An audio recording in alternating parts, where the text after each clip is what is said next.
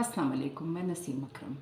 आज यकम मार्च है और कल 28 फरवरी की सुबह इसराइल की जानिब से ईरान के ख़िलाफ़ जो एक घेराबंदी हो रही थी अमेरिका और उसके अलाइज़ की मदद से, अ, उसका नुक्ता आगाज़ हुआ और ईरान की ख़बरों के मुताबिक ईरान की जो सुप्रीम क़यादत है आयतुल्लाह ख़ामनेई और बड़ी तादाद में जो लीडरशिप है उसको एक हमले में मार दिया गया।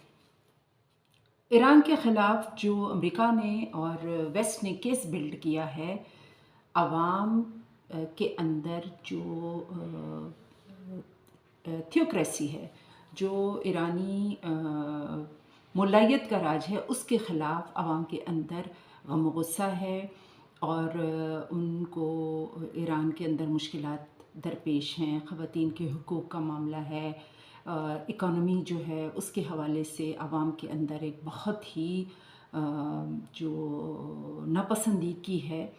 ये जो सारे नुकात हैं जिन पर ईरान के अंदर अमरीकी जो ऑपरेशन है, जो दर हकीकत इसराइली ऑपरेशन है, उसका केस बिल्ड किया गया है। इस जो एतराज़ात की पूरी इमारत है, इसकी बुनियाद आवाम के अंदर मौजूद अनरेस्ट को बताया जा रहा है।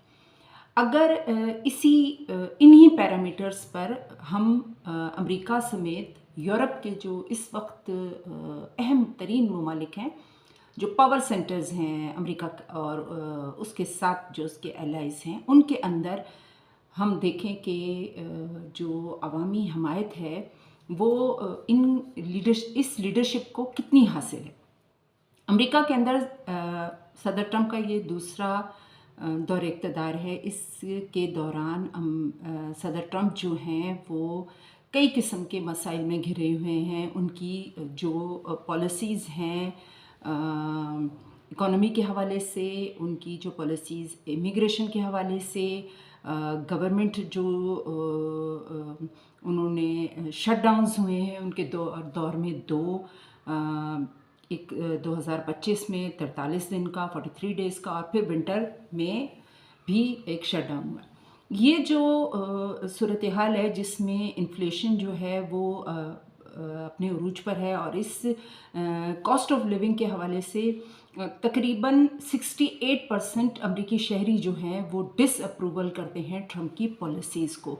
इमिग्रेशन के हवाले से अगर देखा जाए और जो क्रैकडाउन्स हो रहे हैं, आइस जो जिस तरीके से जो इलीगल इमिग्रेंट्स के नाम पर जो कुछ कर रही है, उसके हवाले से 58% डिसअप्रूवल अमरीकी अवाम के अंदर मौजूद है। अगर सदर ट्रंप की टैरिफ पॉलिसी को देखा जाए तो 64% डिसअप्रूवल मौजूद है और सुप्रीम कोर्ट ने एक हालिया फैसले में स्टक डाउन किया है और वो जो इमरजेंसी टैरिफ्स के हवाले से फ़ैसला आया है वो बहुत अहम है सवाल इस सिलसिले में। इमिग्रेंट्स के ख़िलाफ़ जो कार्रवाइयाँ अमेरिका में हो रही हैं उसका हमने गुज़िश्ता दिनों मिनियापोलिस में जो किलिंग्स हुई हैं फेडरल एजेंट्स की जानिब से, उसके बाद जो हंगामे फूटे हैं और जिस तरीके से वहाँ पर सिविल अनरेस्ट शुरू हुआ है वो भी हमारे सामने है।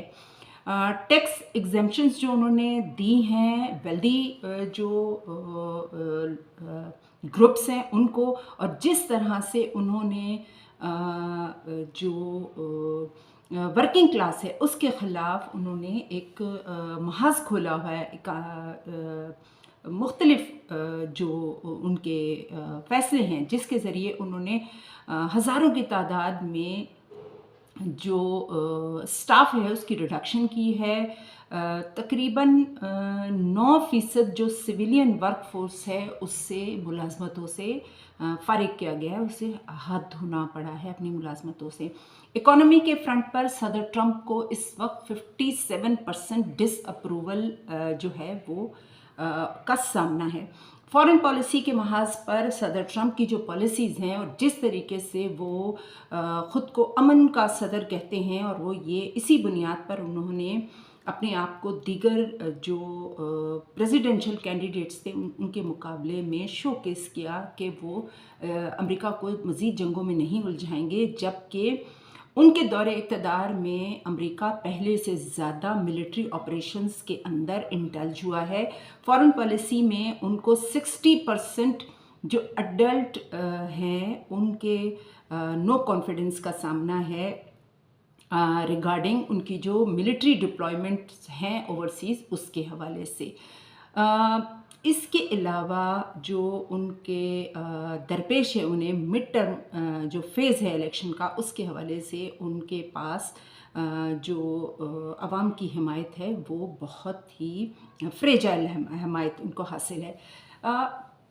صدر ٹرمپ نے الیکشن لڑا تھا اس فنڈنگ کی بنیاد پر جو امریکہ کے طاقتور ویلدی جو گروپس ہیں انہیں فنڈ کیا تھا، اور اسی سلسلے میں انہوں نے جو بگ بیوٹیفل بل لایا اس کے ذریعے انہوں نے اس کے جو بینیفٹس ہیں وہ انہیں اپنے فائنینسز کو پہنچانے کا انہوں نے بندوبست جو ہے وہ اس بل کے ذریعے کیا، اور جس کے ذریعے اس کے ریگریسو ایفیکٹس ہوئے امریکن ورکنگ کلاس کے اوپر۔ اس کے علاوہ انہوں نے ACA سبسڈیز میں، میڈی کیئر میں بہت بڑے پیمانے پہ کٹس کی ہیں، جس کا جو نقصان ہے وہ امریکہ کے تقریباً 16 ملین سے زیادہ ہارڈ ورکنگ سٹیزنز کو جو ہے وہ ان کی ہیلتھ کیئر کی جو فیسلٹی تھی اس پر اس کا اثر پڑا ہے۔ سوشل سیفٹی ریڈکشنز ان کے دور میں ایک بہت اہم مسئلہ رہا ہے، اور اس کے ساتھ امریکہ کے اندر ان امپلائمنٹ اور جو سوشو پولیٹیکل پولرائزیشن ہے وہ اس وقت اپنے عروج پر ہے۔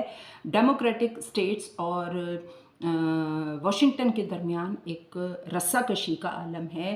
ملٹری اٹیکس کے ذریعے امریکہ نے اپنے جو دیرینہ ایلائز ہیں ان کے ساتھ بھی اپنے تعلقات کو شدید دھچکا پہنچایا ہے۔ امریکہ کے ساتھ ساتھ ہم یورپ کی جو ٹاپ لیڈرشپ ہے اس کے حوالے سے بھی ایک نظر ڈال لیتے ہیں۔ فرانس کے صدر میکرون کو اس وقت 16% عوامی حمایت حاصل ہے۔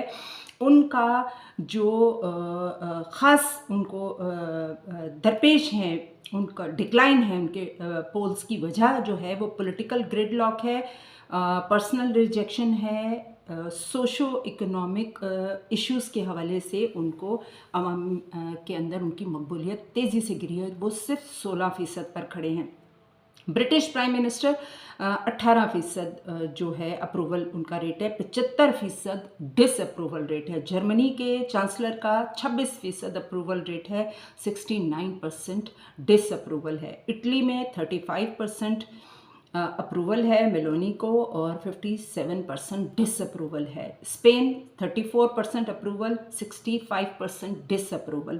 ڈنمارک میں 44% اپروول اور 52% ڈس اپروول۔ یہ وہ سینیریو ہے جس کے اندر امریکہ ایران کے کچھ حلقوں میں جو ایرانی حکومت ہے اور اس کی ٹاپ لیڈرشپ ہے اس کے حوالے سے یہ اس کا خیال ہے کہ ان کو عوام کی حمایت حاصل نہیں ہے، جس کی وجہ سے انہیں اقتدار سے باہر کر دینا چاہیے، اور ریجیم چینج کے آپریشن کے بعد ان کو اس اقتدار سے نہ صرف اقتدار سے باہر چلے جانا چاہیے یہ ان کو